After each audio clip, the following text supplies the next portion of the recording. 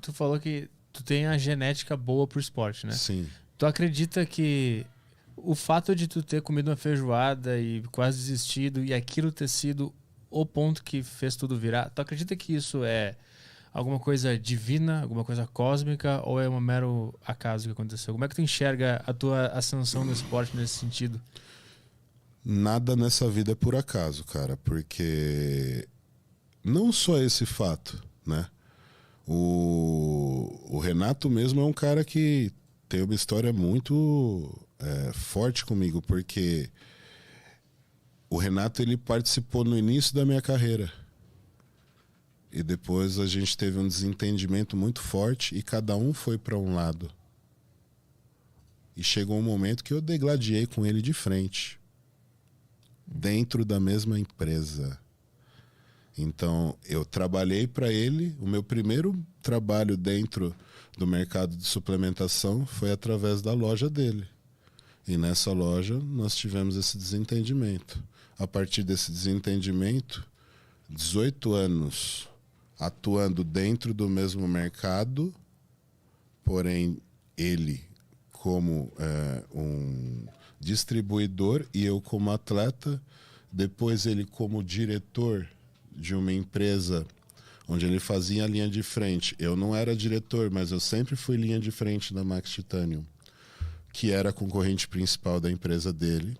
Ele saiu dessa empresa e entrou na Max Titanium. Quando ele entrou na Max Titanium, eu tive que resolver esse problema com ele. Aonde, o que acontecia? O Renato ele tinha toda a exposição para poder fazer qualquer empresa a qual ele atuasse crescer, e eu tinha o reconhecimento, porque toda a minha carreira, tanto atuando como atleta, quanto como formador de atletas exponenciais no Brasil. Hoje o Brasil é dominado, a maioria dos atletas que dominam o esporte fora do Brasil, brasileiro que está em alta, todos passaram comigo. Todos foram meus atletas. Todos foram eu que iniciei dentro do esporte. Então isso fez um know-how muito forte. Então com a entrada do Renato, eu tive que aprender a passar por cima de problemas pessoais que eu tinha, e muito orgulho também. Entender que apesar dos pesares, aquilo era um desentendimento apenas e que a vida continuava e que ali ainda poderia ter amizade. Então a partir daquele momento, nós começamos a trabalhar juntos, porém não amigos. E se a ideia era fazer a Max Titanium, que é a nossa empresa, crescer, que nós iríamos fazer o possível e o impossível para que isso acontecesse. Chegou um momento, cara, que cruzou as ideias. Por quê? Porque o que queria era a mesma coisa que ele queria, só que havia formas e formas de se trabalhar.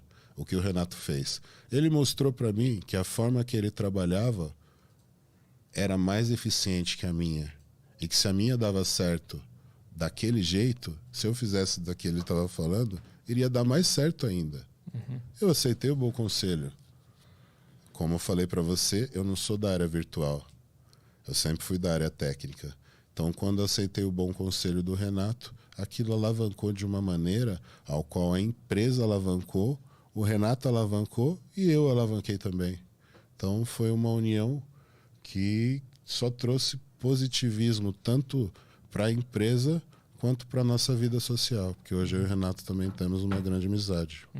E tu acha que essa junção de vidas, que as duas vidas se confundiram no momento ali, se era um destino vocês se encontrarem e brigarem, esse ponto, tu acha que existe algo fora do que a gente consegue ver aqui? Existe, cara, porque por muitos e muitos anos, como o Renato fazia a linha de frente nessa outra empresa, havia ataques incessantes de estratégia de marketing de uma empresa para outra, mas é óbvio que como existia um lado pessoal ali, aquilo interferia.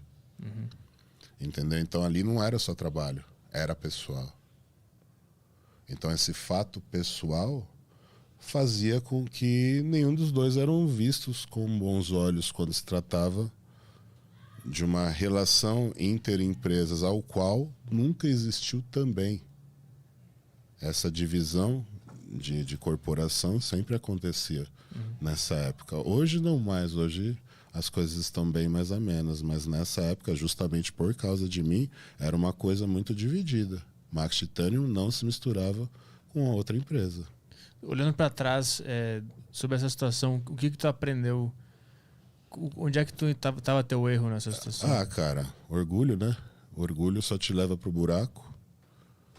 Você precisa estar sempre aberto ao novo. Você tem que estar sempre preparado para aprender. Porque nessa vida você não é sempre que você vai ensinar. Então eu sou um cara que eu sei reconhecer que eu tenho que aprender muito e eu sempre vou estar aberto a querer aprender e entender mais, independente do assunto que seja.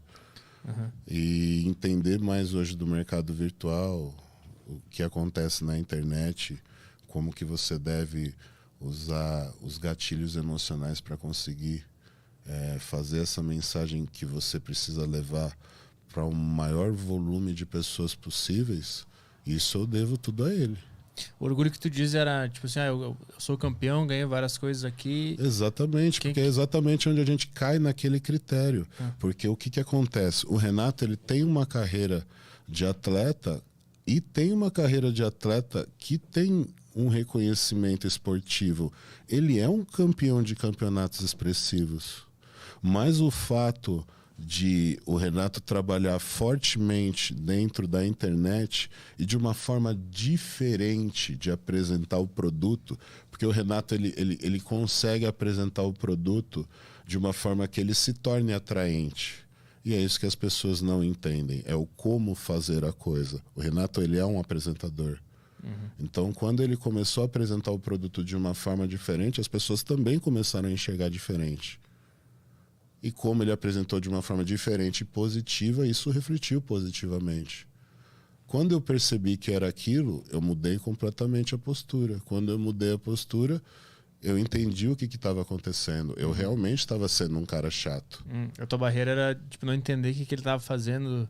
Aquilo estava atrasando o meu lado, aquele orgulho. Entendi, tu não conseguia entender o marketing atrás do Exato, negócio. não conseguia entender o que era o marketing que existia atrás de uma história.